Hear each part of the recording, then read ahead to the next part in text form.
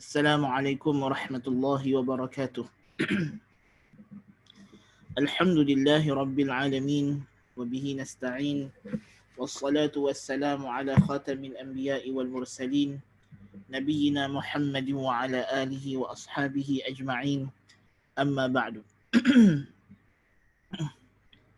Kita bersyukur kepada Allah tabaraka wa ta'ala yang telah memberikan kesempatan dan peluang kepada kita sekali lagi pada pagi ini untuk bersama-sama dalam kelas Kitab Tauhid alladhi huwa haqqullahi 'alal 'abid, karangan Syekhul Islam Al-Allamah Al-Imam Al-Mujahid Al-Mujaddid Muhammad ibn Abdul Wahhab ibn Sulaiman At-Tamimi An-Najdi rahimahullahu ta'ala, mujaddidul qarni tsani 'ashar lil hijratin nabawiyyah. Dan kita hari ini sampai kepada bab yang ke-37, iaitulah perkataan musannif rahimahullahu ta'ala, babu minasyirki iradatul insani bi'amalihi dunia. Bab pada menyatakan di antara syirik itu ialah kehendak seseorang dengan amalannya akan dunia. Apa maksud bab ini? Yakni bab ini nak menyatakan berkenaan salah satu lagi bentuk syirik, iaitulah melakukan amalan akhirat kerana mengharapkan ganjaran dunia. Kerana mengharapkan ganjaran dunia. Melakukan amalan akhirat kerana mengharapkan ganjaran dunia. Okey.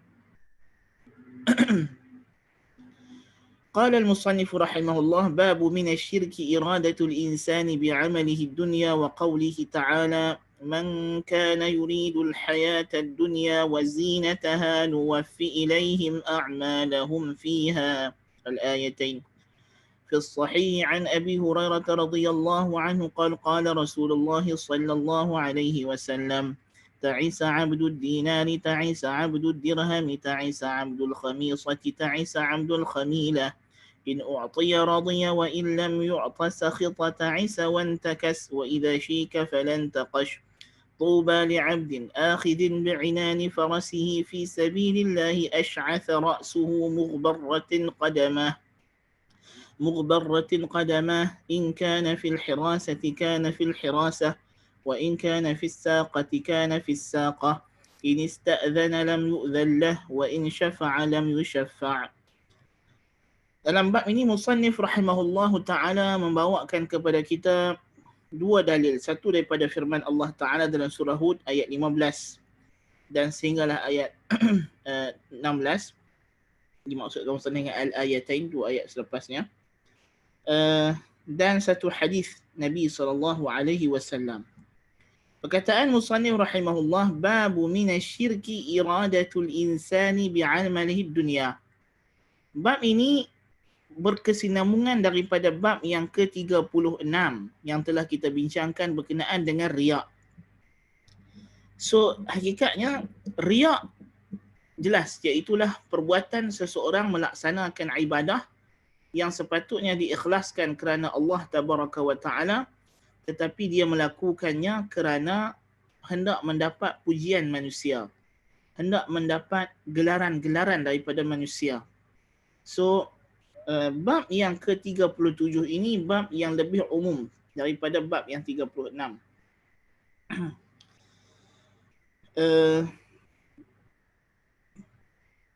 Bab yang ke-37 lebih umum daripada bab yang ke-36.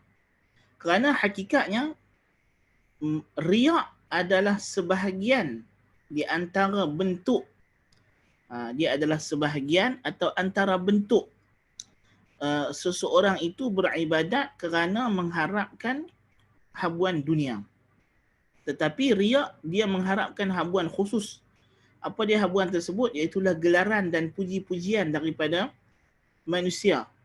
So maknanya riak dia adalah lebih khusus dibandingkan dengan bab yang kita nak bincangkan hari ini, insya-Allah taala. Ini yang sedang kita tengah bincangkan pun, yang kita akan masuk sebentar lagi insya-Allah perincian-perinciannya.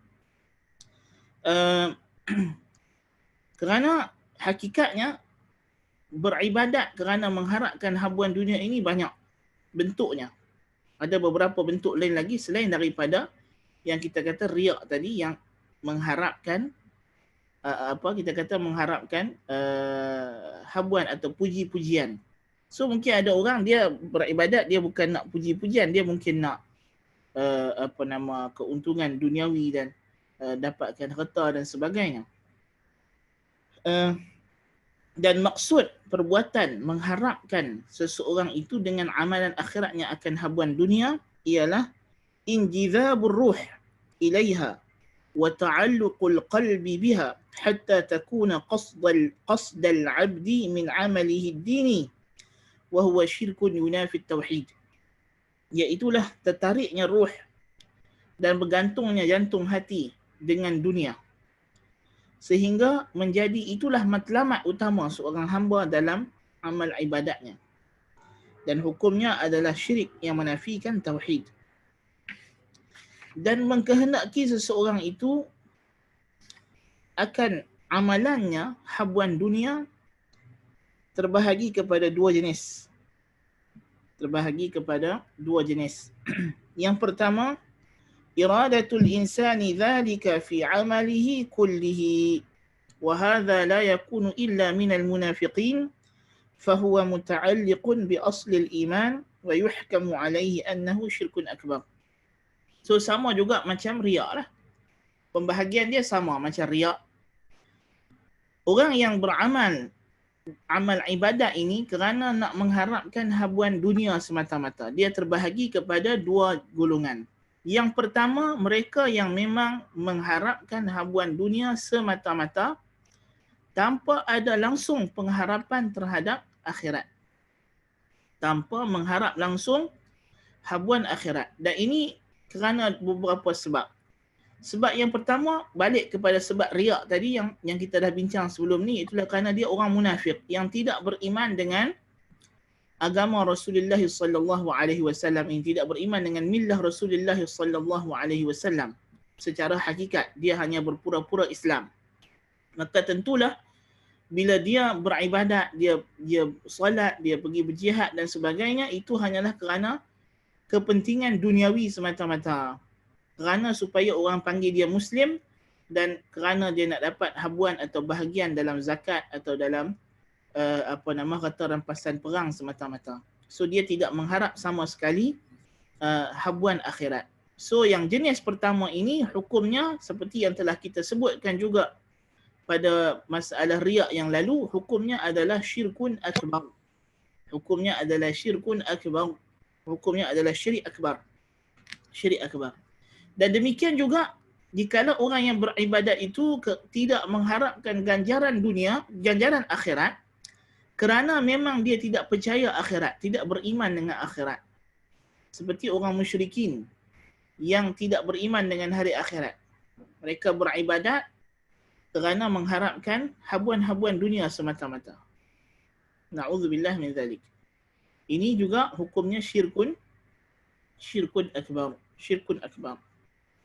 Dan lebih lagi daripada itu, kerana dia tidak beriman dengan akhirat, maka dia telah kafir, keluar daripada agama Allah Tabaraka wa Ta'ala dengan keingkarannya terhadap hari akhirat tersebut.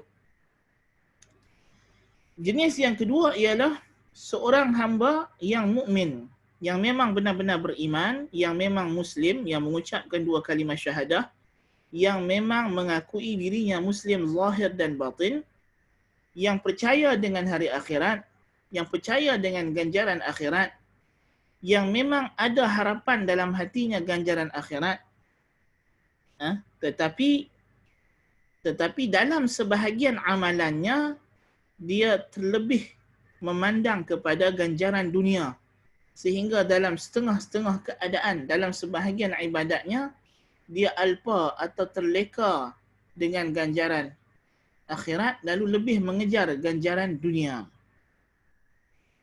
Orang yang Muslim, yang mukmin, yang memang dia beriman dengan hari akhirat, yang memang dia lakukan amalan-amalan yang dia buat ini kerana pertama sekali dasarnya sudah tentulah kerana dia Muslim, kerana dia adalah suruhan Allah, dia adalah perintah Allah. Tetapi dia ada syubhat, iaitulah apa? Dia nak juga ganjaran dunia, melebihi daripada ganjaran akhirat. Ini macam juga orang yang salat. Orang Muslim yang salat, memang dia salat kerana salat itu fardu bagi dia. Tapi di samping dia salat itu, dia juga mengharapkan puji-pujian orang. So ini hukumnya adalah syirkun asghar. Syirkun asghar. Dan yang dikatakan mengharapkan ganjaran dunia ini, ada beberapa golongan yang termasuk dalam larangan ini. Ya. Ada beberapa golongan yang termasuk dalam larangan ini yang kita akan bincangkan dalam bab ini insya-Allah taala. Kita akan go through kepada dalil-dalil dia dulu. So dalil yang pertama dibawa oleh musannif rahimahullahu taala ialah firman Allah daripada surah Hud ayat 15 dan 16. Ya, firman Allah taala, "Man kana yuridul hayata ad-dunya wa zinataha nuwaffi ilaihim a'malahum fiha wa hum fiha la yubkhasun. Ulaika alladhina laysa lahum fil akhirati illa an-nar wa habita ma sana'u fiha wa batilun ma kanu ya'malun." Barang siapa yang mengkehendaki kehidupan dunia semata-mata dan perhiasannya sahaja, maka kami akan memberikan kepadanya, kami akan membalas kepada mereka amalan mereka di dunia, dan mereka sedikit pun tidak akan dikurangi, tidak akan dizalimi bahagian mereka. Mereka itulah yang tiada bagi mereka di akhirat nanti melainkan neraka semata-mata. Dan gugurlah apa jua yang mereka kerjakan di dalam amalan dunia ini, dan batillah segala apa yang mereka kerjakan itu. So dalil yang pertama dibawa oleh musannif rahimahullahu taala berkenaan dengan bab ini ialah dari segi dalalahnya, dari segi petunjuknya kepada maksud terjemah, ialah Allah Subhanahu wa taala menceritakan dalam ayat ini berkenaan dengan golongan yang beribadat, yang melakukan amalan akhirat, melakukan amal ibadah hanya mengharapkan ganjaran dunia. Allah Ta'ala kata, "Man kana yuridul hayata dunya wa zinataha." Barang siapa yang mengkehendaki kehidupan dunia sahaja. Dan ayat ini tentulah pada asalnya turun berkenaan dengan orang musyrikin yang memang tidak beriman dengan hari akhirat. Dan terpakailah kepada semua orang yang mempunyai ciri-ciri tersebut. Yang mempunyai ciri-ciri tersebut mengikut kadar masing-masing. Mengikut kadar masing-masing. Kadar masing-masing itu macam mana? Macam hak kita dah sebut awal tadi lah. Hak dua peringkat, dua jenis orang tadi lah. So kalau dia mengkehendaki amalannya itu ganjaran dunia semata-mata kerana memang dia tidak beriman, kerana dia tidak percaya hari akhirat, atau kerana dia memang munafik akbar, maka kita kata dia adalah syirkun akbar dan memang dia adalah orang kafir. Adapun jikalau yang mengharapkan ganjaran dunia itu adalah orang mukmin, orang yang ada iman pada asalnya, tetapi dalam sesetengah amalannya dia teralpa, terleka atau dihasut syaitan, maka kita kata syiriknya adalah syirkun asghar. Allah Ta'ala menyebut dalam ayat ini, "Nuwaffi ilaihim a'malahum fiha wa hum fiha la yubkhasun." Kami akan balas, kami akan sempurnakan kepada mereka ganjaran amalan mereka di dunia. Di dunia. Dan mereka tidak akan dikurangkan sedikit pun. Yakni tidak akan dizalimi dengan dikurangkan hak mereka. Maka Allah mengatakan orang yang beramal ibadat kerana mengharap ganjaran dunia ini, memang dia akan dapat, Tuhan akan bagi ganjarannya di dunia semata-mata. Kemudian Allah Ta'ala menyebut pada ayat ke-16, "Ulaika alladhina laysa lahum fil akhirati illa an-nar." Di sini datang maksud terjemah, dalalahnya jelas. Mereka itulah yang tiada habuan bagi mereka di akhirat kecuali neraka. yakni Allah Ta'ala kata siapa yang beribadat hanya mengharap ganjaran dunia, maka kami akan sempurnakan ganjaran amalannya di dunia. Adapun bila dia datang di hari akhirat nanti, tidak ada lagi ganjaran untuknya kecuali neraka Jahannam. Dan wahabita ma sana'u, dan terhapuslah, gugurlah segala apa yang mereka kerjakan daripada ganjaran amalan mereka. Wa batilum ma kanu ya'malun, dan batallah segala apa yang mereka kerjakan. So ini di antara dalil yang jelas menunjukkan bahawa orang yang beramal kerana hendakkan habuan duniawi, maka dia tidak lagi mendapat ganjaran ukhrawi dan amalannya adalah batil, tidak diterima oleh Allah Tabaraka wa Ta'ala. Dan dalam Al-Quranul Karim, satu-satunya dosa yang menjadikan amalan itu gugur, ya Allah Ta'ala ihbat, yang Allah akan gugurkan amalan itu, ialah syirik. Ialah syirik sahaja. Yang datang adalah syirik dan kufur. Maka menunjukkan bahawa dosa ini adalah syirik. Kerana Allah Ta'ala akan hapuskan amalan. Hapuskan amalan. Dan akan masuk ke dalam neraka. Tidak ada baginya ganjaran kecuali neraka Jahannam. Na'udzubillahi min zalik. Dan amalan itu Tuhan namakan sebagai batilun wa batilun ma kanu ya'malun. So ini menunjukkan bahawa perbuatan ini adalah syirik dalam kehendak, syirik dalam qasd, syirik dalam tauhidul ibadah. Kemudian dalil yang kedua dibawa musannif rahimahullahu ta'ala.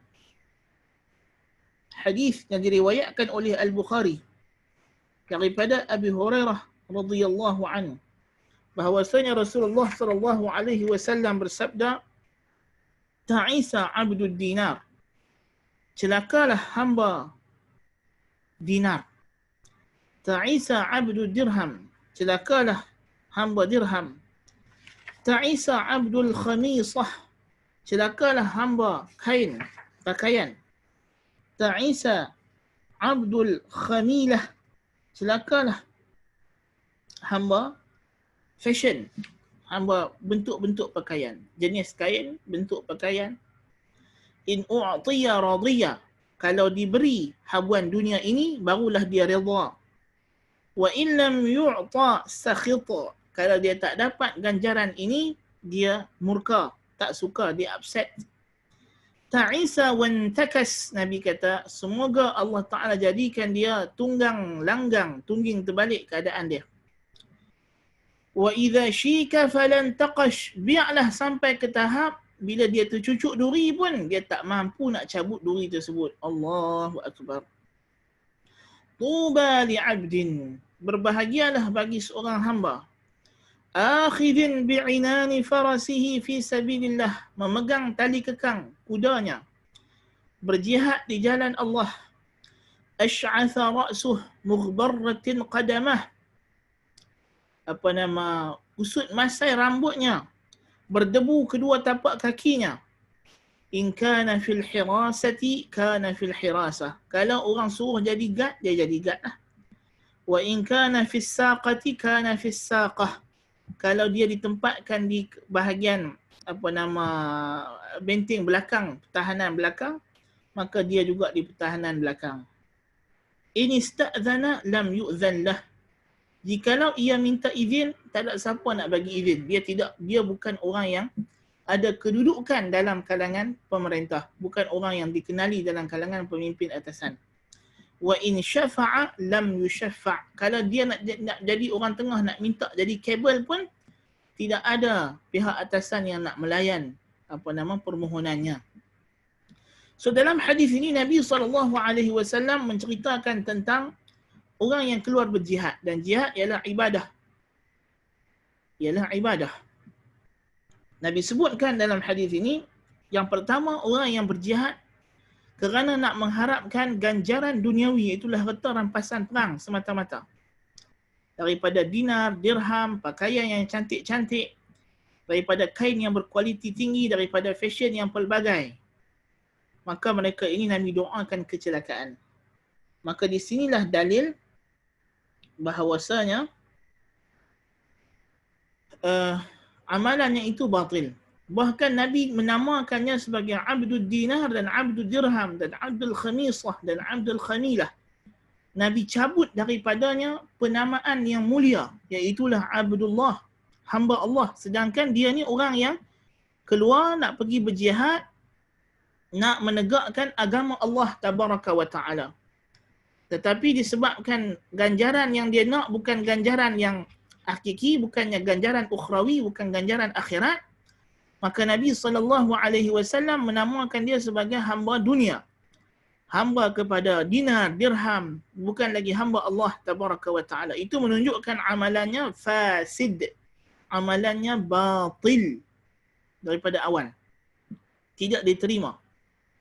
Dan yang kedua, dari segi Nabi doakan kecelakaan kepadanya.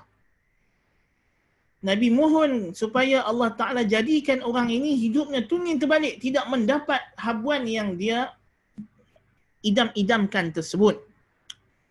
So itu menunjukkan bahawa perbuatan tersebut adalah dilaknat, dicela dan tidak diterima oleh Allah Tabaraka wa Ta'ala. Dan seterusnya Nabi SAW menceritakan hakikat seorang yang benar-benar yang berjuang di jalan Allah itu ialah orang yang tidak mengharapkan ganjaran dunia. Nabi cerita tentang seorang tentera, seorang prajurit biasa, mujahid biasa yang tidak ada apa-apa pangkat. Keluar mengorbankan nyawanya, hartanya di jalan Allah Subhanahu wa Ta'ala. Dia tidak mendapat apa-apa kedudukan. Tidak ada siapa pun yang kenalnya. In kana fil hirasah, kana fil hirasah. Kalau dia ditempatkan di bahagian kawalan, dia jadi pengawal lah. Wa in kana fis saqati kana fis saqah. Kalau dia ditempatkan di penghujung tentera, maka dia duduk di hujung lah. In ista'zan lam yu'zan lah. Kalau dia nak minta izin masuk kepada pembesar-pembesar, tak ada siapa nak izinkan dia pasal tak ada siapa kenal dia. Wa in syafa' lam yushaffa'. Kalau dia nak minta jadi kabel orang tengah, nak minta tolong dapatkan jawatan untuk saudara mara dia, untuk minta tolong kawan dia kepada pemerintah pun, tak ada siapa nak layan pasal dia bukanlah orang yang ada kedudukan. So Nabi doakan kebahagiaan. Tuba li'abdin akhidin bi'inani farasihi fi sabilillah. Ash'athu ra'suhu mughbarratun qadamahu. Yang mana keadaannya kusut masai rambutnya, berdebu tapak kakinya. So menunjukkan bahawa orang yang beribadah yang diterima oleh Allah Tabaraka wa Ta'ala ialah mereka yang beribadah kerana mengharapkan ganjaran akhirat semata-mata. Atau yang meletakkan ganjaran dunia, ganjaran akhirat itulah yang terkedepan. Bukannya ganjaran duniawi, bukannya ganjaran duniawi.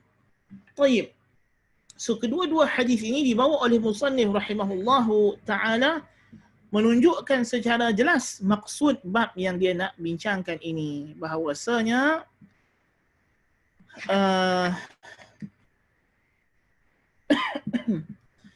melakukan amalan ibadat kerana mengharapkan ganjaran dunia melebihi ganjaran akhirat adalah syirkun, adalah syirik. Berbalik kepada apakah bentuk-bentuk niat yang dianggap seseorang yang beribadah itu melakukan amal ibadahnya kerana mengharapkan ganjaran dunia dan terbatal ganjaran akhiratnya. Apakah bentuk-bentuk ibadah tersebut? Di antara yang disebutkan oleh para ulama as-salaf as-salih rahimahullahu ta'ala ialah orang yang beribadat kepada Allah Ta'ala dengan ikhlas semata-mata kerana Allah. Ini yang kita kata syirkun asghar tadi. Itulah dia orang mukmin, muslim yang memang dia beribadat semata-mata kerana Allah tabaraka wa ta'ala. Dan dia tidak mengharapkan puji-pujian daripada manusia. Tidak ada riak. Dia bukan riak. So kita kata riak di antara salah satu bentuk. So itu telah dibincangkan pada bab ke-36. Dan musannif ulang lagi sekali bab yang seolah-olah nampak macam nak sama ini kerana ada masalah lain. Ada bentuk-bentuk lain yang lebih halus syiriknya daripada riak. Kalau kita cerita hari itu, riak itu dah cukup halus, maka tentulah yang ini lebih halus lagi. Yang ini lebih halus lagi, lebih tersembunyi lagi. Kan? Maka ini memerlukan lebih lagi perhatian. Ini adalah syirik yang kita mungkin ramai daripada kita tidak terbayang ini adalah syirik. Dan na'udzubillah min zalik, anda takut bila kita cakap sekali lagi benda ni apa dia, ramai di kalangan kita yang telah terjebak atau pernah terbuat. Dan tentulah benda ini payah kita nak elak. Tapi benda itu kita kata boleh dielakkan. Dan kalau dah terbuat itu kita kena istighfar, banyak mohon ampun kepada Allah tabaraka wa ta'ala. Iaitulah yang pertamanya, orang yang ikhlas beribadat semata-mata kerana Allah, mengharapkan ganjaran Allah, tidak mau pujian makhluk, tidak mau ganjaran makhluk. Dan dia hanya nak ganjaran Allah tabaraka wa ta'ala. Tetapi ganjaran Allah yang dia nak itu ialah ganjaran dunia, bukan ganjaran akhirat.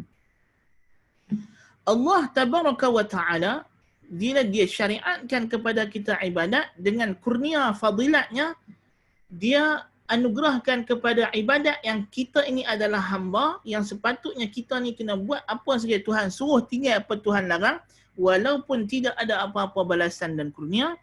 Tetapi Allah kerana sifat rahmatnya, sifat belas kasihannya, sifat cintanya kepada hamba-hambanya yang beriman, dia telah menjanjikan kepada kita ganjaran kurnia.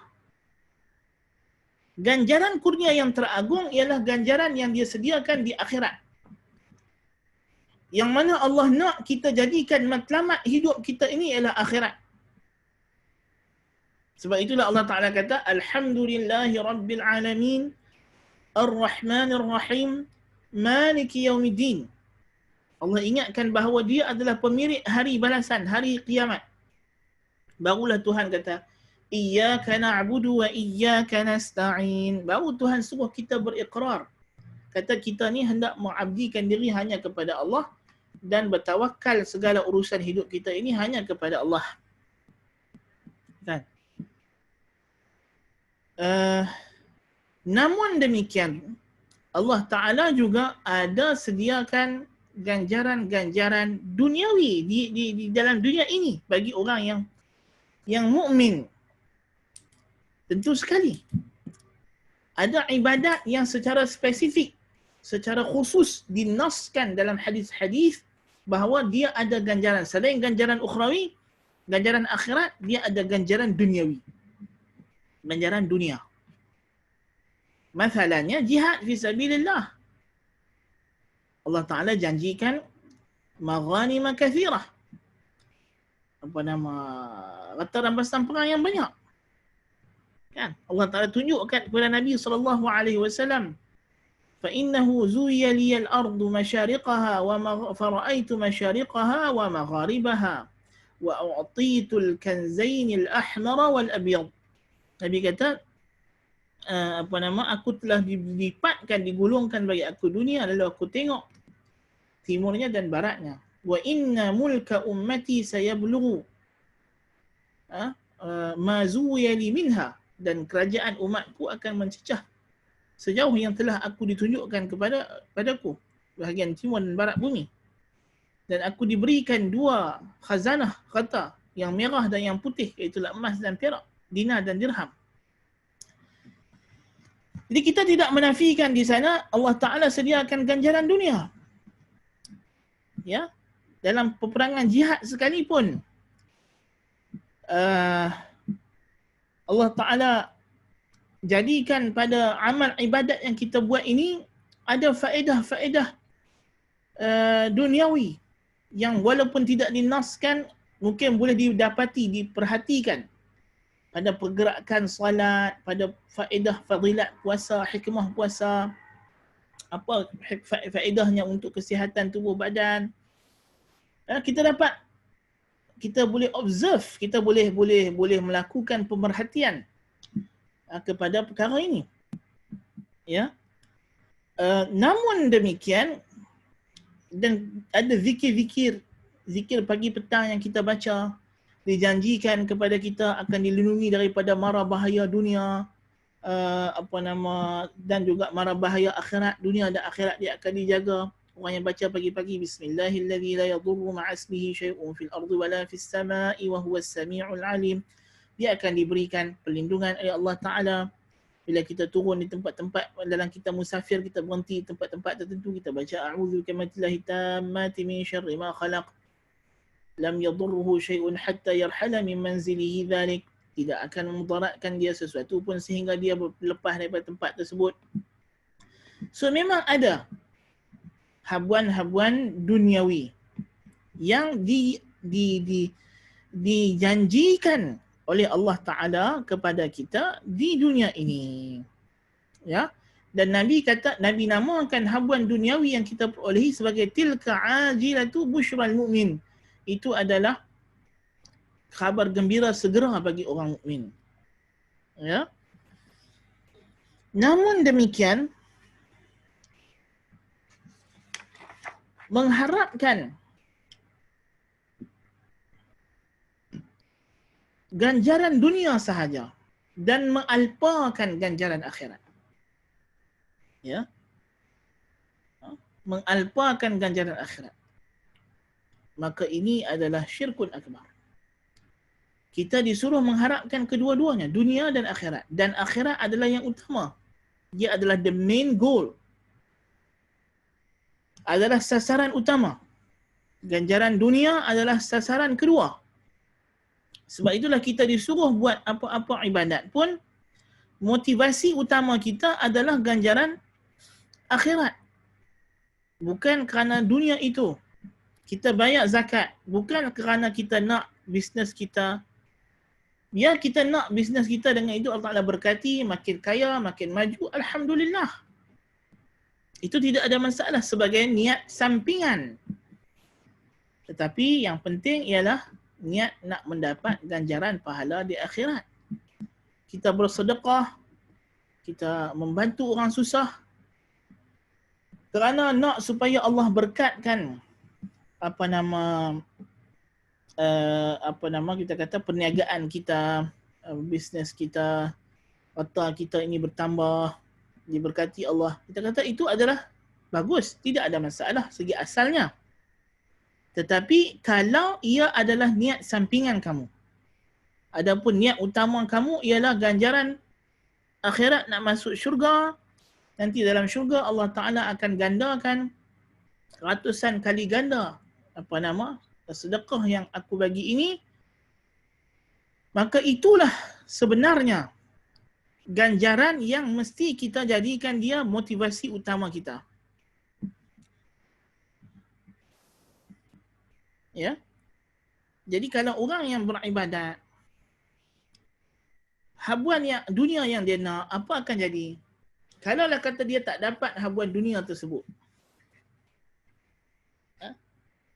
dia businessman yang rajin bersedekah sana sini, tiba-tiba mai PKP gulung tikar.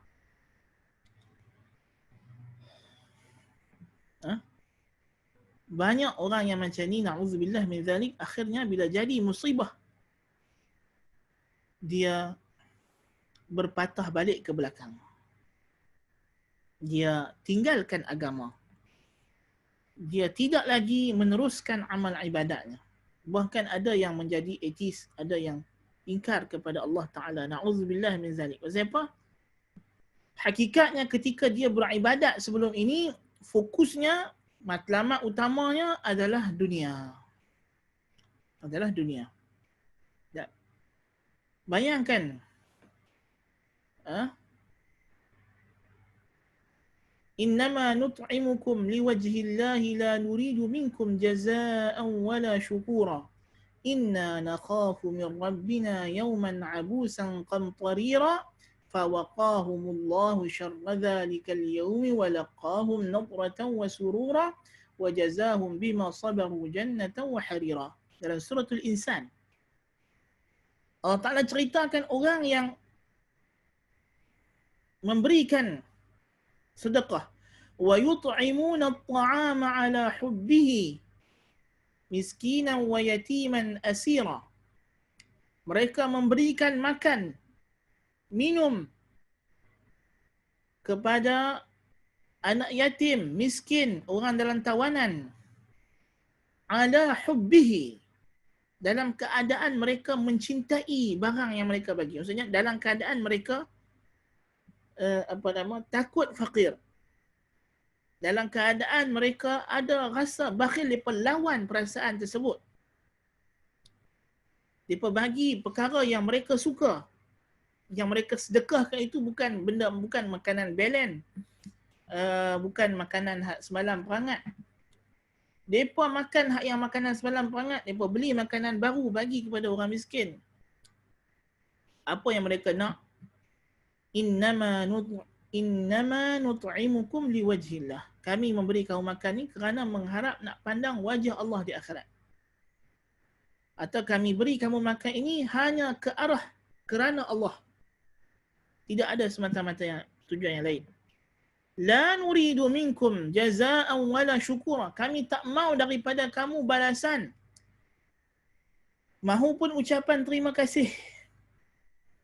Kita hari ni bila bagi sedekah, tolong orang, doakan saya ya, doakan saya ya. Kan?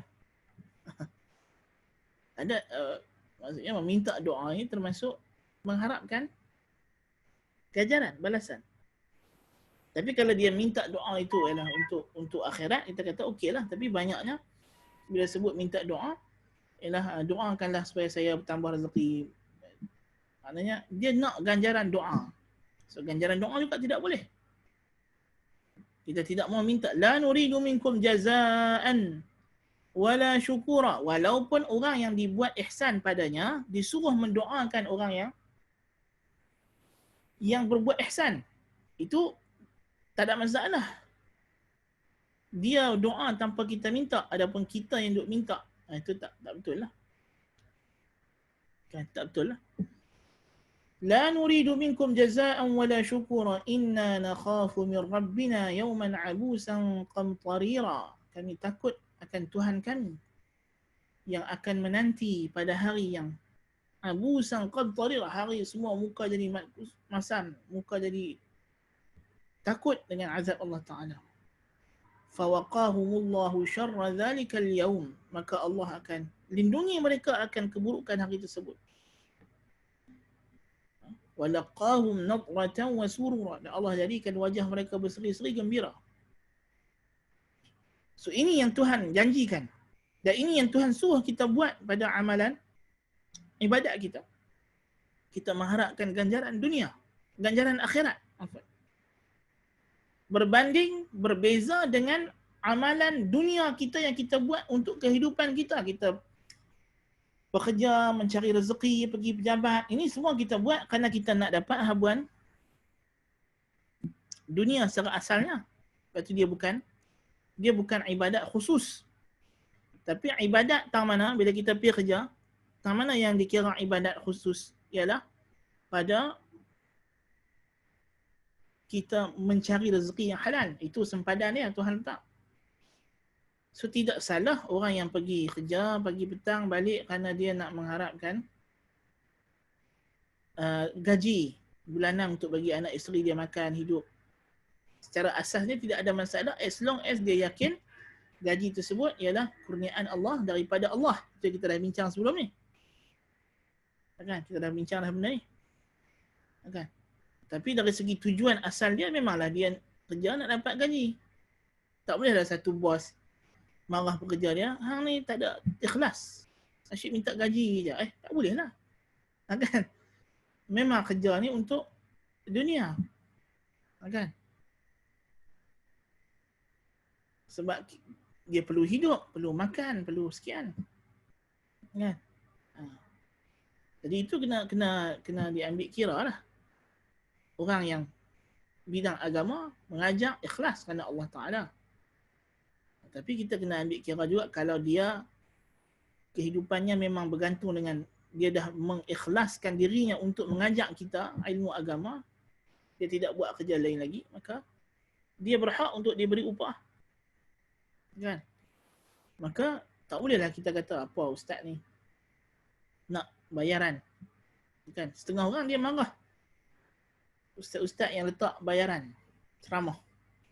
Kata ustaz tak ikhlas. Mana hantar ustaz tu ikhlas ke tak? Kan? Ini di antara perkara yang anda tengok benda yang perlu kita betulkan juga. Seolah-olahnya kalau ustaz minta bayaran, ustaz tak ikhlas. Maksudnya orang yang mengajar agama ni memang kena free of charge macam. Siapa ajak? Kan? Siapa yang ajak macam tu? Itu tengok situasi lah. Memang dari segi asalnya orang yang mengajar agama apa semua ni, dia adalah mansib dini yang memang kita buat kerana Allah Ta'ala semata-mata. Kerana Allah Ta'ala semata-mata. Tetapi kemudian berlaku perubahan keadaan masyarakat Islam ni sendiri, menyebabkan orang yang mengajar agama ini perlu mendedikasikan dirinya untuk kerja tersebut dan dia tidak ada pekerjaan lain.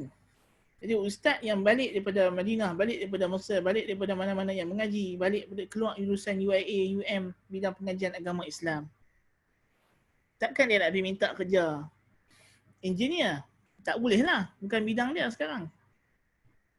Kan? Kalau dia minta jadi kerja postman, bila dia nak mengajar?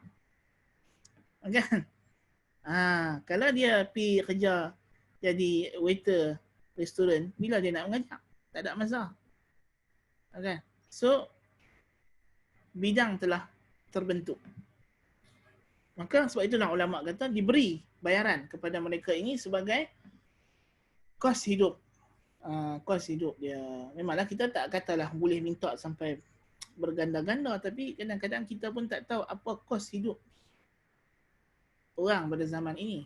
Kan? Memanglah orang agama dia bukan nak ambil duit tu kerana nak mewah. Sepatutnya begitu. Kan?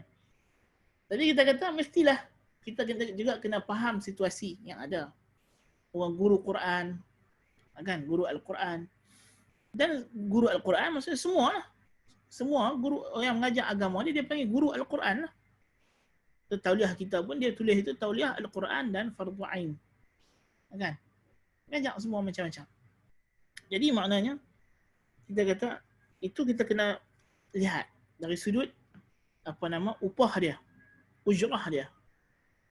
Itu mesti juga disempurnakan upahnya tersebut.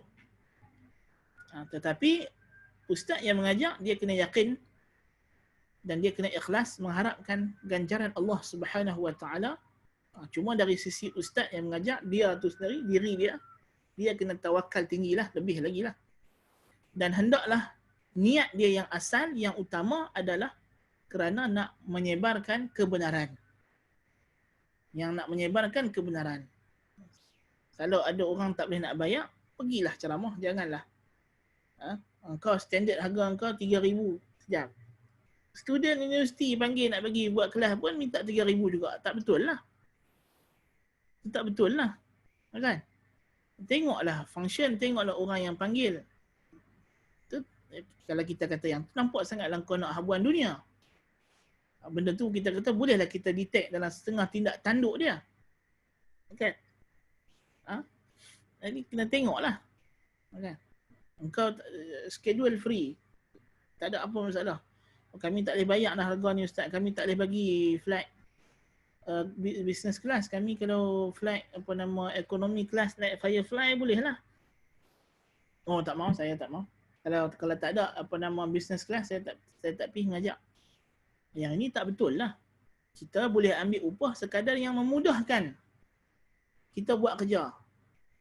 Takkanlah ustaz nak pergi mengajak jauh-jauh, dia kena keluar kos dia sendiri juga, maka apa yang dia akan dapat? Dari segi makan minum dia di dunia ini. Dia kena hidup dengan makan dan minum juga. Dia bukan malaikat. Kan? Dia bukan malaikat. Dia mesti nak makan, nak minum, dia pun ada tanggungan keluarga. Kan? Itu kita kena fikir lah. Dan di zaman teknologi itu kita nak suka supaya kita ni yang nak mengaji ni kena fikir untuk memudahkan cara. Kita hari ni tengok teknologi, kita hanya mengaji online. Dan kalau tempat kita tu jauh, tak payahlah bagi anak lah, wallahu'alam. Supaya benda tu lebih efisien, lebih cepat dan kita pun selesa, semua orang selesa. Dan kita ada center jauh. Center kita ni tempat lain jauh. Apa salahnya kalau kita gunakan teknologi buat kuliah ustaz secara online. Tapi di center kita tu orang datang, kita pakai big screen lah. Anda tengok fikrah yang macam ni kurang ada di kalangan orang Malaysia. Yang dekat-dekat tak ada masalah. Kan? Tapi yang jauh-jauh. Kan? Kadang-kadang terpaksa satu hari itu hanya satu tempat. Kerana dan masa yang diberi kepada ustaz hanya 1 jam. Ustaz tu datang daripada negeri lain. Kan? Jadi kita kena fikir juga cara supaya kerja kita lebih efisien. Efisiensi. Dan ustaz yang mengajar pun boleh mengajar dengan selesa, kita pun boleh mengaji dengan selesa. Kan? Itu di antara yang kita kena fikir juga sebenarnya. Supaya kita ni tidaklah mengejar habuan dunia sangat. Kan? Tapi ini apa benda yang mendatang, isu-isu yang mendatang saja nak sentuh. Kenapa kadang-kadang kita melihat orang duk komplain, apalah ustaz ni minta bayaran mahal-mahal apa semua, tapi dia tak tahu kos travelling yang ustaz tu datang, apa keperluan dia, anak isteri dia ada tinggal di rumah. Kan? Jadi banyak benda kan yang kita tak tahu tentang kehidupan orang tersebut. Kan? Tapi ialah kita kata pihak orang agama sendiri dia kena jujur. Dalam kalau dia nak menetapkan harga, dia kena jujurlah juga. Kan? Maksudnya tak bolehlah dia menetapkan itu harga yang untuk dia dapat ganjaran untuk bermewah-mewah sehingga berlebih-lebihan. Sekadarnya tidak ada masalah. Sekadarnya tidak ada masalah. Rezeki Allah Ta'ala akan bagi orang agama ni. Kita yang risau. Kita tak pernah, even yang tak pernah minta bayaran pun, alhamdulillah hidupnya Tuhan jaga. Itu betul. Tapi kita tak kata orang yang minta bayaran maka confirm dia tak ikhlas. Itu salah juga. Itu pun salah juga. Kan? Sebab dia dah mendedikasikan hidup dia untuk itu sahaja. Tapi kita kata kalau orang bayar kurang pun tak ada masalah. Sebab Tuhan akan cukupkan rezeki. Tak bayar langsung pun tak ada masalah. Ada tempat orang tak bayar, tak ada masalah. Kan? Tapi kalau kita dah memang bekerja di bawah satu institusi, dia dah janjikan gaji kepada kita, itu cerita lain lah. Gaji tu yang hak kita. Kita boleh tuntut lah. Kan? Orang yang ustaz jabat agama, takkanlah. Jabat agama tak apalah ustaz, kerajaan tak bayar gaji pun tak boleh lah. You dah hire dia, you dah buat agreement dengan dia untuk dia dedikasikan hidup dia sebagai pegawai agama. Kan? Jadi maknanya yang ni kita kena faham betul-betul jugalah. Isu-isu yang macam ini bukan mudah kita nak kata orang tu ikhlas. Tak ikhlas. Ya? Itu bukan satu perkara yang senang juga sebenarnya. Baik. Jadi cerita kita, balik cerita kita tadi ialah hakikatnya kita, amalan akhirat kita ni mengajak agama Allah Ta'ala, salat, zakat, puasa, haji, jihad, sedekah, salat sunat, puasa sunat, haji sunat, umrah wajib, umrah sunat, baca Al-Quran, zikir, mestilah kerana matlamat utama, the main goal ialah akhirat. Ganjaran dunia itu habuan Tuhan. Ekstra, bonus tambahan Allah Ta'ala bagi kepada kita. Kalau dapat, alhamdulillah. Tak dapat, bukan makna kita tinggal ibadat. Jadi kita macam ustaz tadi kan, kita nasihat jugalah. Kalau tak dapat, bukan makna kau tak nak mengajar. Oh, tak boleh bagi tiket flight. Tak mau pergi. Tak boleh lah. Orang bagi kenderaan. Tak kira lah dia bagi tiket flight ke. Dia ambil Grab pun kira okey lah. Ustaz boleh main tempat kami, tapi tak apa, Ustaz tak drive lah. Kami tempah Grab. Pun kira jalan. Kan? Yang penting hampa bagi aku kenderaan lah. Kan? Itu je lah. Kan? Itu saja. Benda tu kita bukan nak yang mesti yang mewah-mewah. Mesti nak flight. Dah flight, lepas tu nak business class pula. Awak kalau flight yang murah tak ada terbang. Bagi anak lagi kita itu bukan matlamat, bukan kita nak duduk mewah-mewah nak buat terbang tu. Kan? Ni itu perkara-perkara yang orang yang bahagian agama pula kena jaga. Kan? Ustaz yang mengajar ni dia kena ambil perhatian dalam bab ni. Jangan sampai dia jadikan agama itu adalah cara untuk dia memperoleh kemewahan duniawi. Na'udzubillah, ini dilarang. Kita ambil sekadar yang kita perlu, hajat kita. Kan? Hajat kita. Kan? Tambang daripada sini ke sini berapa harga minyak? Yalah, ambil lah. Kan? Sekadar-kadarnya yang telah ditetapkan. Tak payahlah sampai kita kata melampau sangat. Itu tidak patutlah. Kan? Tidak patutlah. Even kerja duniawi pun kita bayar upah orang yang buat kerja rumah kita, tukang rumah kita dan sebagainya mengikut kadar yang sepatutnya lah. Kalau orang cas lebih-lebih pun kita marah. Kan? Kita marah juga. Tak patutlah. Kan? Kalau tambang kapal terbang daripada Pulau Pinang main KL harga 2,000, mau kita ambil? Tak mau, kita marah juga. Kan?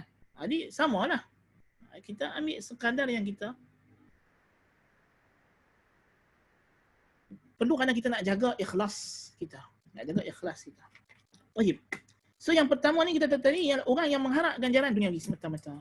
Baca zikir pagi petang pasal apa? Pasal nak jaga daripada mudarat dunia sahaja. So dia baca zikir pagi tu, lepas tu semut ketik dia. Dia kata tak mau baca dah. Tak betul pun. Kata kalau baca zikir pagi petang, tak ada apa mudarat ni, semut gigit. Semut gigit kafarah. Kan? Jadi dia kalau dia buat kerana akhirat dunia, bila dia tak dapat dunia itu, yang kadang-kadang dia rasa dia tak dapat, padahal dia dapat. Kan? Kan? Macam pernah tengok satu video tu kan, dia duduk di tepi jalan, tunggu bas. Lepas tu, tempat tu ada semut. Dia pun rimah dah duduk pijak semut-semut tu makin main kan. Dia lari. Dia unuk ke belakang. Elok dia unuk ke belakang, ada satu kereta terbabas main gelek itu. Perhentian bas. Dia selamat. Alhamdulillah. Kita tak tahu macam mana Tuhan nak selamatkan kita daripada mara bahaya lebih besar. Tak? Kita memang disuruh doa. Rabbana atina fid dunya hasanah wa fil akhirati hasanah. Atau Allah sebut dalam surah Baqarah juga, dalil bagi bab ini juga surah Al-Baqarah. Wa minan nasi man yaqulu rabbana atina fid dunya وما له في الآخرة من خلاق ومنهم من يقول ربنا آتنا في الدنيا حسنة وفي الآخرة حسنة وقنا عذاب النار أولئك لهم نصيب مما كسبوا والله سريع الحساب. Dan kata surah Al-Baqarah, di kalangan manusia, itu kita pasal haji. Dan kata penutup ibadat haji, apa dia manusia ni? Wa minan nasi man yaqulu rabbana atina fid dunya. Ada kalangan manusia buat ibadat, selesai haji, apa doa dia? Wahai Tuhan kami, berilah kami habuan dunia. Wa ma lahu fil akhirati min khalaq. Dia tidak ada habuan langsung di akhirat. ومنهم من يقول ربنا آتنا في الدنيا حسنة وفي الآخرة حسنة وقنا عذاب النار. Dan di kalangan manusia yang lain pula, orang yang beriman, berdoa mereka ialah wahai Tuhan kami, berilah kami kebaikan dunia dan kebaikan akhirat, dan lindungilah kami daripada azab Jahannam, azab neraka. Ulaika lahum nasibun mimma kasabu. Yang golongan yang kedua inilah, kata Tuhan, yang ada ganjaran, yang ada bahagian daripada amalan mereka. Wallahu sari'ul hisab. Allah itu maha segera hitungannya. Jadi maknanya kita kata goal kita, tujuan utama kita adalah untuk mendapatkan ganjaran akhirat. Bukannya amalan dunia semata-mata. So apa yang syarak telah letakkan baginya amalan dunia, ganjaran dunia dan akhirat, haraplah kedua-duanya sekali. Jangan harap dunia sahaja. Dan jadikan akhirat yang utama, bukan dunia yang utama. Bagi amalan-amalan yang syarak tidak letakkan sebarang ganjaran, tidak nyatakan sebarang ganjaran duniawi, walaupun kita yakin tidak ada satu benda pun yang Tuhan suruh kita buat daripada ibadat, melainkan dia pasti ada kebaikan dunia dan akhirat. Ini kaedah, kita kena yakin. Apa benda pun yang Tuhan suruh kita buat, mesti dia adalah benda yang baik pada dirinya sendiri, yang memberi faedah dunia dan akhirat. Dan apa yang Tuhan larang, mesti dia adalah benda yang membawa keburukan dunia dan akhirat. Itu mesti, itu pasti. Itu bukan lagi satu khayalan atau benda yang kita nak teka-teka, tapi itu memang pasti. Itu adalah satu kepastian bahawa setiap yang Tuhan suruh, bahkan syariat, ta'rif agama itu sendiri, ialah undang-undang yang Allah Ta'ala turunkan untuk membimbing manusia kepada kebaikan hidup di dunia dan kejayaan di akhirat. Agama dunia dan akhirat. Agama bukan akhirat saja, bukan dunia saja. Sebab itulah kata Rib'i ibn Amir radhiyallahu anhu, seorang sahabat Nabi yang mulia, ketika dia pergi berjumpa dalam peperangan antara umat Islam dengan Empayar Farsi. Dia pergi berjumpa dengan panglima perang Farsi Rustum. Ditanya oleh panglima Farsi, apa sebab kamu datang sini? Tak cukup makan, tak cukup minum. Kata Rib'i bin Amir, kami datang ni, tujuan kami jihad ni apa?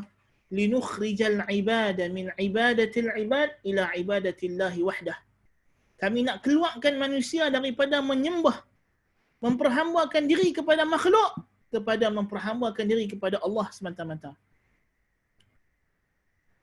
Wa min juril adyani ila adlil Islam. Daripada kezaliman agama-agama buatan manusia kepada keadilan Islam, agama Allah. Wa min dhiqid dunya, wa min dhiqid dunya. Daripada kesempitan dunia, kami nak keluarkan manusia ila si'atil akhirah, kepada keluasan akhirat.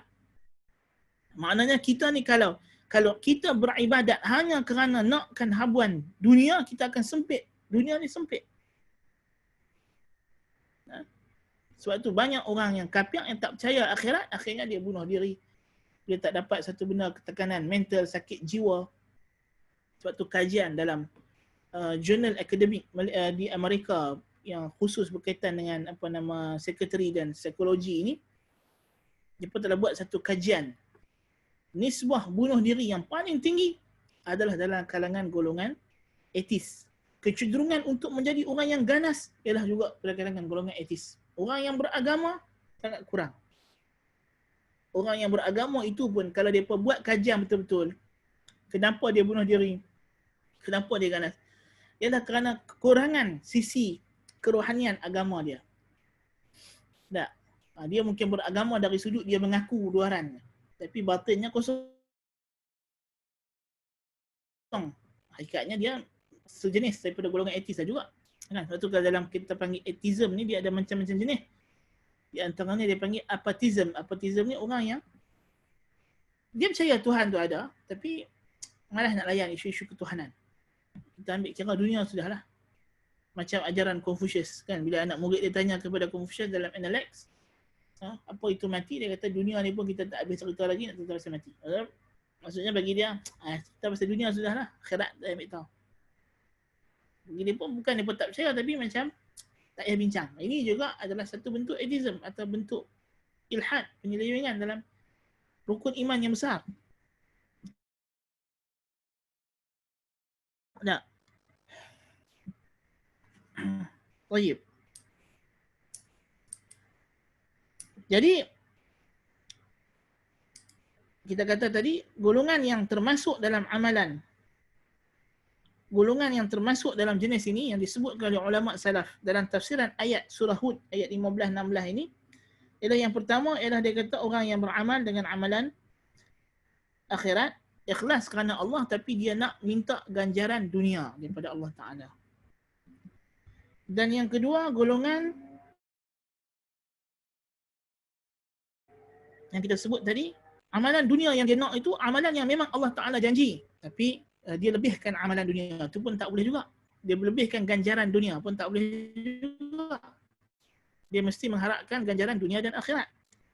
Dan di antaranya juga ialah orang yang melakukan amal ibadat kerana nak mengharapkan harta, ganjaran harta.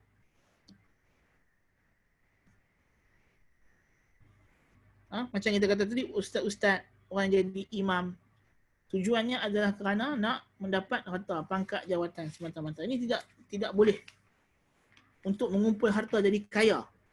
Itu bila tak jadi kaya dia marah. Kan? Tak betul lah. Bukan untuk jadi kaya. Kita jadi ustaz, jadi imam, jadi mufti, bukan jadi kaya. Kita nak membimbing orang ke arah hidayah Allah Ta'ala. Boleh jadi kita kaya, boleh tak kaya. Kan? Tapi yang kita just nak bahagian hak kita dari segi gaji dan sebagainya, tidak ada isu di sini. Tapi adalah kita nak supaya kita ni diangkat, dikenang orang. Itu bahaya. Itu ialah satu perkara yang sangat bahaya. Okay.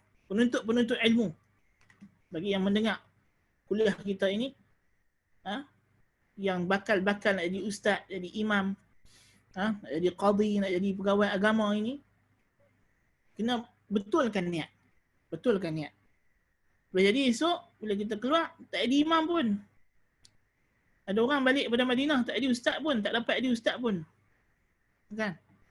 Tak dapat jawatan dalam kerajaan, nak jadi ustaz tak dapat. Kan? Jadi maknanya kita tak boleh harapkan. Tak boleh harapkan. Dengan aku ada sijil ni, aku mengaji agama teruk-teruk, aku balik esok nak jadi pegawai agama, nak jadi nak jadi mufti, nak jadi sekian. Kata kita itu bukan matlamat. Itu wasilah. Kalau kita dapat, alhamdulillah, Allah Ta'ala bagi kita amanah yang lebih besar. Kalau tak dapat, bukan bermakna tak apalah, aku minta kerja jabat agama tak dapat, tak payah mengajar ilmu agama ni, tak apalah, simpan je lah. Kan? Tak betul lah macam tu. Salah lah. Itu cara yang tak betul lah. Engkau tahu tentang sunnah. Engkau nampak maksiat berluasa dalam masyarakat, kampung kau, dalam kejiranan kau. Bid'ah berluasa di mana-mana. Dan kau tahu kawan-kawan kau yang menjadi pendakwah ni perlukan support dan bantuan kau untuk support mereka dalam dakwah. Tapi engkau merajuk sebab Tuhan tak bagi engkau jawatan macam kawan-kawan kau yang lain. Kawan-kawan kau yang lain dapat jadi pegawai agama, dapat jadi mufti apa semua, engkau tak dapat jawatan tersebut, maka kau kata biar pergi kat mereka, lantak pergi. Aku tak dapat apa pun, balik Madinah, orang lain semua dapat jadi jawatan-jawatan. Jadi dia pun tinggalkan dakwah, tak betul lah kita kata.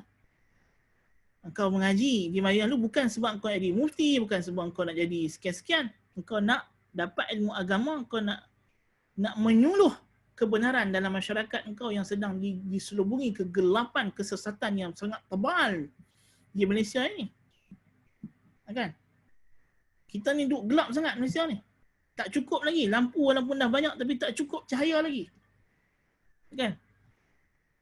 Kita bukan saja perlukan torchlight, kita perlukan banyak lagi spotlight untuk menyuluh Malaysia ini. Okay? Jadi jangan jadikan nak dapat jawatan dunia itu sebagai matlamat. Na'udzubillah min zalik. Dan di antara jenis yang termasuk dalam bab ini juga kita dah sebut ialah riya yang telah dibincangkan. Dan termasuk juga dalam ayat ini orang yang buat amalan kerana dunia ialah mereka yang memang tidak percaya akhirat atau mereka yang syirik. Ini lebih lagi lah. Yang syirik dengan makna menyembah selain Allah Ta'ala. Adapun orang yang pergi menyembah kubur, menyembah wali, maka dia juga telah mengharapkan ganjaran duniawi. Maksudnya dia mengharapkan ganjaran makhluk. Na'udzubillah min dzalik. Dan makhluk itu daripada dunia, daripada alam, bukan daripada Tuhan. So dia buat ibadat kerana dia mengharapkan perlindungan daripada kubur, perlindungan daripada jin, perlindungan daripada wali sekian, yang mana wali semua makhluk alam. Maka amalannya adalah syirkun akbar. Yang ini syirik akbar. Yang kita kata jenis yang pertama tadi, yang syirkun akbar. Ya. Tayyib.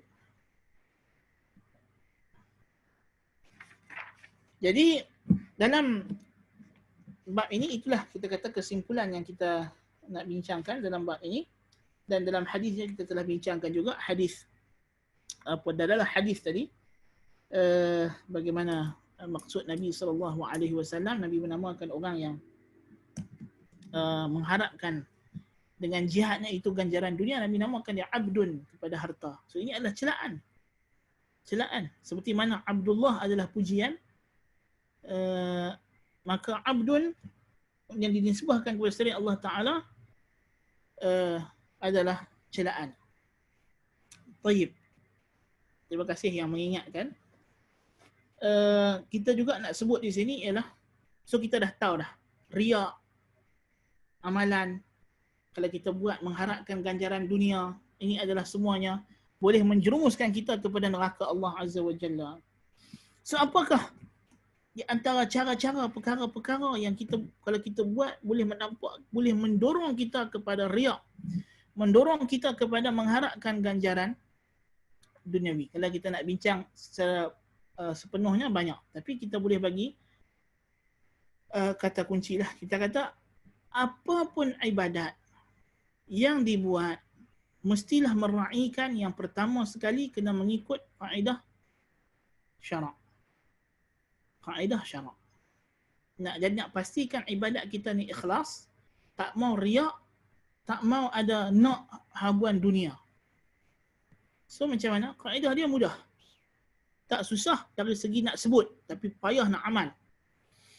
Iaitulah kita mesti, yang pertama sekali dalam hidup seorang mukmin ni, dia tak boleh lepas daripada amalan yang disebut oleh ulama sebagai al-muraqabah dan muhasabah. Ini dua perkara yang kena melazimi orang mukmin. Muraqabah dan muhasabah. Muraqabah ni apa? Kita kena perhati sebelum dan sedang melakukan amalan. So masa kita di tengah beramal, kita kena sentiasa cek. Kena ingatkan selalu. Kita tak boleh alpa, tak boleh lekai, tak boleh leka. Tengah semayang, tengah baca Quran, kena aware dengan bisikan-bisikan syaitan yang datang dalam diri kita. Kena aware. Jangan kita terleka. Kena sentiasa alert. Ni bisikan syaitan ni. Dia suruh aku nak dapatkan pujian. Kena alert. So bila kita muraqabah, datang bisikan syaitan, kita terus lawan. Ya Allah, aku ikhlas. Ya Allah, aku ikhlas. Kena sentiasa ingat niat itu. Sebab tu ulama fiqh, bila dia bahas masalah niat, cukup cantik. Kan? Waktu dia kata kalau nak niat itu kena pastikan dekat-dekat nak buat ibadat. Mana ada ulama kata sembahyang subuh esok, niat sekarang. Boleh? Pasal kita tak tahu jadi apa. Habis-habis kuat pun, ulama yang bagi niat awal sikit daripada takbiratul ihram, masa berdiri. Itu ada. Kan? Tapi dari segi, pasal apa? Dia nak kena niat tu, nak kena bersamaan dengan ibadat kita buat, supaya kita nak tahqiq makna ikhlas.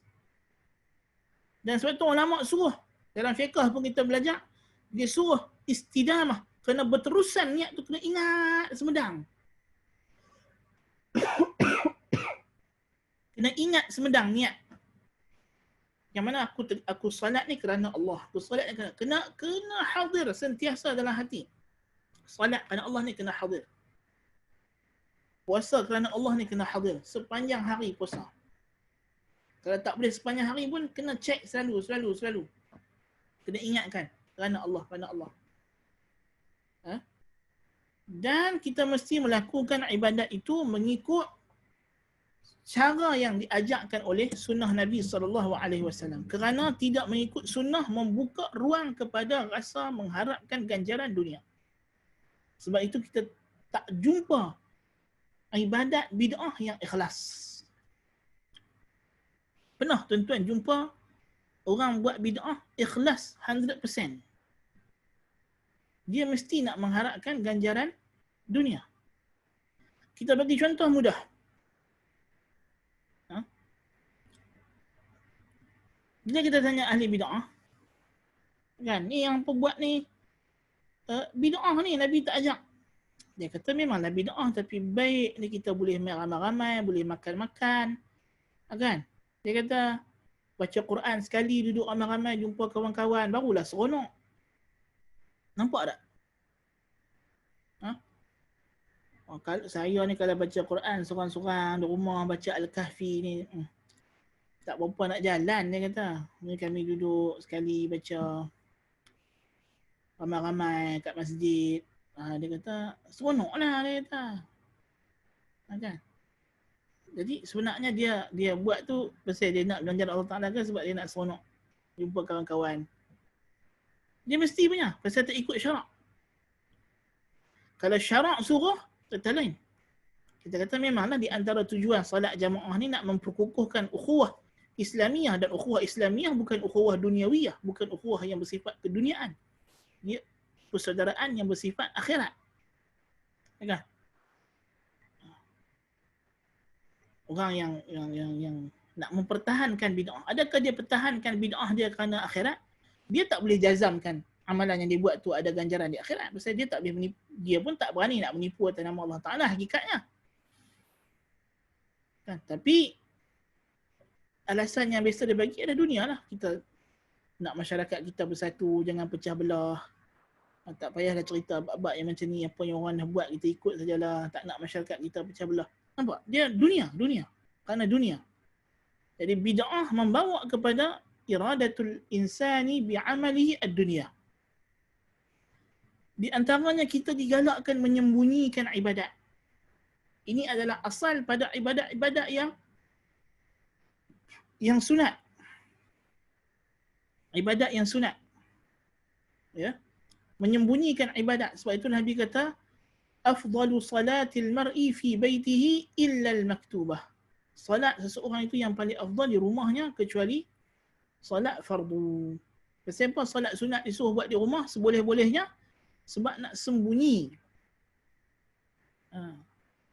Tak payahlah gigih. Ni pukul 9 lah ni. Nak pergi mana ni? Pergi masjid. Siapa nak sembahyang duha? Ibnu Umar radhiyallahu anhuma nampak orang duk ulang-alik main masjid sembahyang duha, dia kata apa? Bid'ah. Duha sembahyang di rumah lah. Solat sunat. Kecuali lah kalau engkau memang duduk dalam masjid. Itu cerita lain lah. Kan? Di mana engkau berada, di situ lah engkau solat. Tak payahlah ramai-ramai nak ajak main sembahyang duha di masjid. Saya nak tunjuk dekat orang. Tak betul lah. Dia akan bawa kepada perasaan riak. So, sembunyikan ibadat. Kan? Lepas tu kita dilarang dalam masjid. Selain daripada larangan itu kerana nak mengganggu orang lain dalam masjid baca Al-Quran dengan suara yang kuat, ialah kita tak nak riak. Tak nak timbul, tak nak buka pintu pada setan untuk menghasut kita. Oh, hang baca sedap. Kuat lagi. Kan? Ni kita tak mau. Kita tak mau macam tu. Kan? Sembunyikan. Sedekah, sembunyikan. Di antara 7 golongan yang dipayungi oleh naungan Allah di hari akhirat, di padang mahsyar nanti, ialah orang yang memberi sedekah, tangan kirinya tidak tahu apa yang diinfakkan tangan kanannya. Kena sembunyi sedekah. Sedekah sunat ni kena sembunyi. Ini yang sepatutnya, sewajarnya dibuat. Solat tahajud, sembunyi. Jangan buat live. Jangan pasang rekod. Kan? Bahaya. Dia akan membuka. Memanglah kita mungkin niat kita lain, tapi kalau tak ada keperluan yang mendesak, tak payah. Tak payah. Engkau bukannya ulama besar, engkau bukannya qari yang hebat sangat sampai engkau nak buat tarawih live seorang-seorang di rumah masa PKP. Pasal apa? Pasal tak ada kenal-mengenal langsung, tak ada faedah. Bukannya orang boleh ikut engkau solat pun. Kan? Maksudnya engkau solat di rumah seorang-seorang kau, adakah orang boleh ikut engkau solat? Tak boleh. Adapun di masjid, syiar masuk TV-TV resmi sekadar yang perlu sudahlah. Kan? Kalau engkau imam Masjidil Haram, engkau masuk TV, itu kita ada sebab. Ada keperluan untuk menzahirkan syiar kaum muslimin. Kan? Engkau imam masjid negeri, kan? Tak ada masalah ni, sampai masjid corak-corak pun nak buat live Facebook juga, tak payahlah. Kan? Pasal apa? Buat hebat sangat ke awak orang lain tak kerti baca Quran ke? Kan? Ni semayang jemaah di rumah pun nak buat live juga. Kata pasal apa? Tak ada keperluan langsung. Tak ada keperluan langsung. Kan? Dan ini di antara perkara yang boleh, kita tak tuduh mereka ni riak. Tapi kita kata dia boleh, perkara ni boleh membawa kepada perasaan riak yang kita kena hati-hati. Sebab tu ibadat sunat, seboleh-bolehnya kita kena sembunyi. Kita kena sembunyi. Dan di antara perkara yang kita kata membantu untuk kita terjebak dalam gejala mengharapkan amalan dunia, ganjaran duniawi semata-mata ialah sentiasa kena ingatkan mati. Ingatkan mati dan pandanglah kefanaan dunia. Dan ingatlah kebaqaan akhirat. Suatu dah ingat mati ni tuan-tuan adalah yang terbaik. Dia adalah peringatan yang terbaik sebenarnya.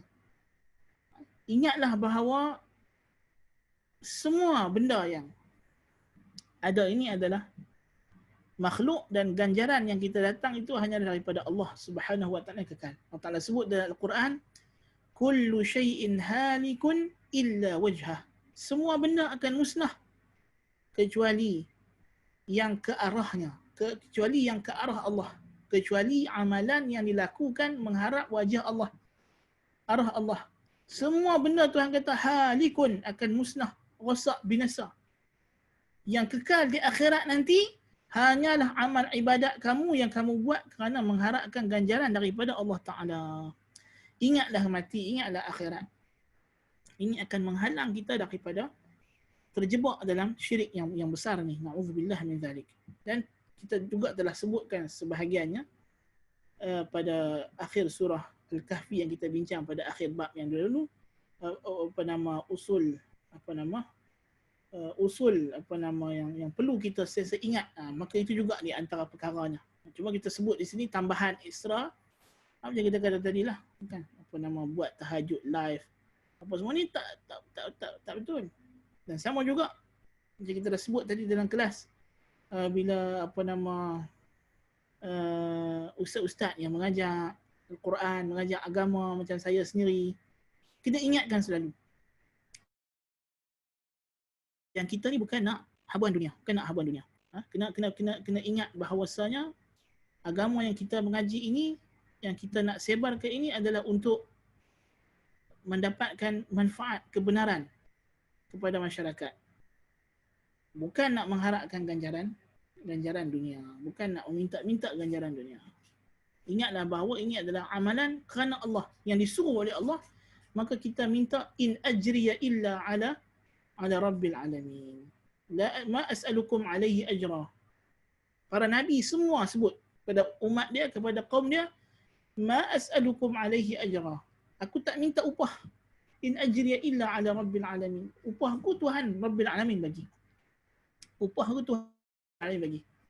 So yang kita nak ialah ganjaran akhirat. Sebab itu kalau kita menyebarkan agama Allah kerana mengharap ganjaran duniawi, kita akan patah ke belakang bila datang mihnah. Sebab bila kita dah menceburkan diri kita ke dalam dunia dakwah, dunia jihad, kita akan ada tribulasi yang kita akan berhadapan. Kalau yang kita nak itu ialah duniawi, nas'alullah al-afiyah, kita minta afiat, lindung daripada semua benda. Tapi kalau kita daripada awal ialah amalan yang ganjaran yang kita nak dunia, kita akan patah balik. Na'udzubillah min dzalik. Tapi kalau yang kita nak itu ialah Allah tabaraka wa ta'ala, kita akan tetap kekal. Nas'alullah al-thabat wa taufiq wal hidayah was salamata wal afiyah. Wallahu ta'ala a'lam bis-shawab. Ada soalan?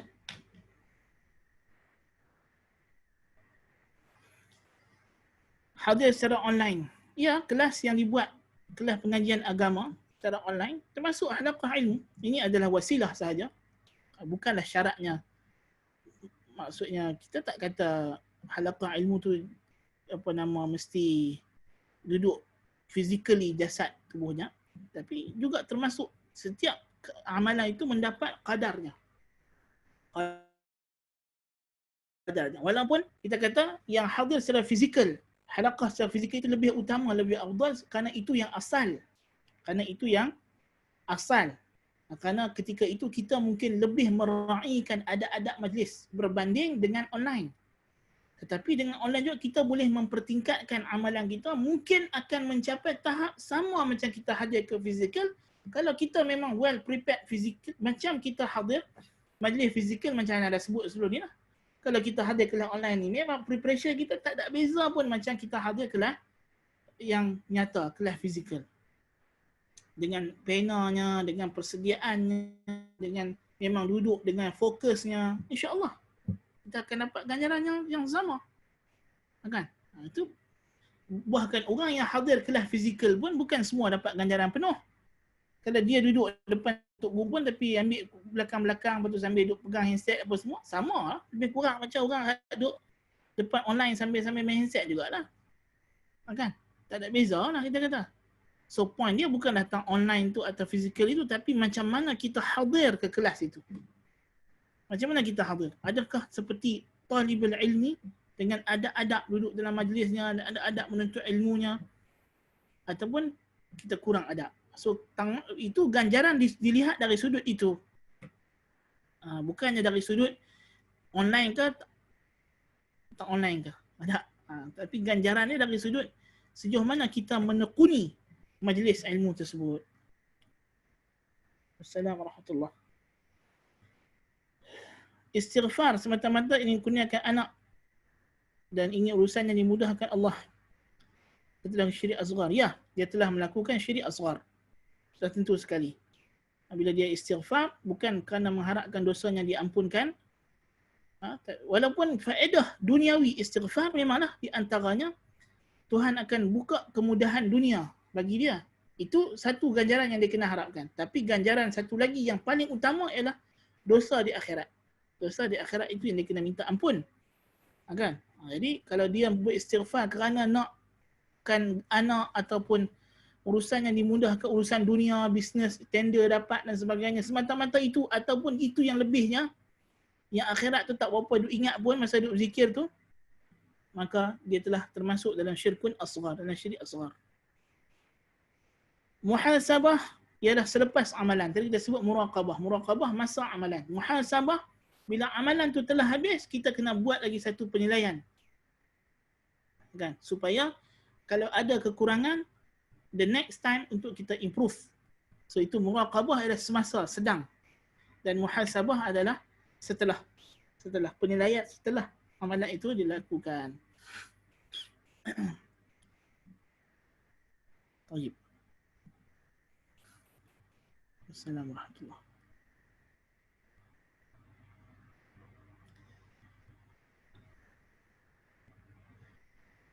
Amin. Hantar anak perempuan sekolah mana orang tutup. Ya, kalau kita hantar anak kita ke sekolah yang macam itu, kita telah melakukan maksiat kepada Allah Tabaraka wa Ta'ala dan termasuk dalam kalangan dayuth. Dan dayuth termasuk dosa besar. Ya, termasuk dosa besar dan diancam dimasukkan ke dalam neraka, na'udzubillah min dzalik, dan diancam tidak masuk syurga. La yadkhulul jannata ad-dayyuth. Tidak masuk syurga orang yang dayuth. So apa dia pilih anak dia untuk hantar sekolah yang tidak menutup aurat, ataupun sekolah, apatah lagi yang hantar anak dia pergi ke sekolah antarabangsa yang tidak ada didikan agama, mendedahkan anak dia kepada gejala autism dan sebagainya. Ini tentulah dayuth lebih besar lagi, na'udzubillah min dzalik. Ini di antara perkara yang kita kena hati-hati. Wallahu ta'ala alam bis-shawab. Qultu lakum ma sami'tum, subhanakallahumma bihamdika asyhadu an la ilaha illa anta astaghfiruka wa atubu ilaik. Assalamualaikum warahmatullahi wabarakatuh.